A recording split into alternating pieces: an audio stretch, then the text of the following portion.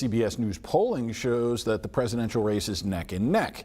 The nation will, of course, watch as news agencies start making their projections and calls on the night of the election.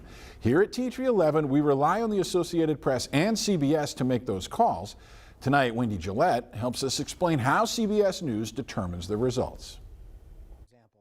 We start with our exit polls. CBS News Executive Director of Elections and Surveys Anthony Salvanto says the polls are the first indication of how a race is unfolding, followed by county votes. What we do at the data desk is we look for patterns in the vote. The 2020 presidential race in Wisconsin serves as an example, with blue arrows showing shifts to President Biden and red arrows demonstrating shifts to former President Donald Trump. If we see consistent patterns in those vote shifts, then our models can start to point to the idea that the state is heading in one direction or another. Turnout is also an important factor in making decisions. The higher bars represent more voters. We look at whether there is turnout in each and every one of these counties that's sufficient for a candidate to make a margin that could give them or add to a statewide lead. Decisions also depend on when counties report results.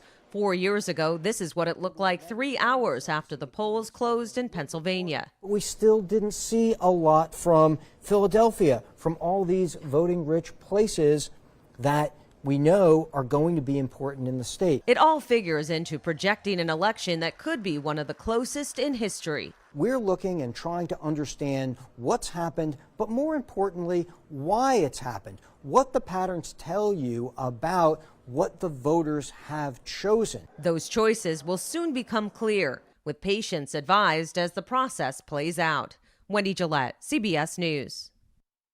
And Salvano says making projections comes down to math when the margin of error and the number of outstanding votes are not enough to change who's in the lead.